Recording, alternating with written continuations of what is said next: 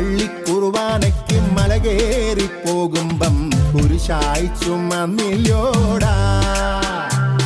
കപ്പലിൽ മുങ്ങിക്കാവാലത്തെ കപ്പേളിൽ വീണപ്പോൾ തോളിൽ ഞാൻ കേട്ടിട്ടുണ്ടപ്പാ. ഉപദേശം പറയല്ലേ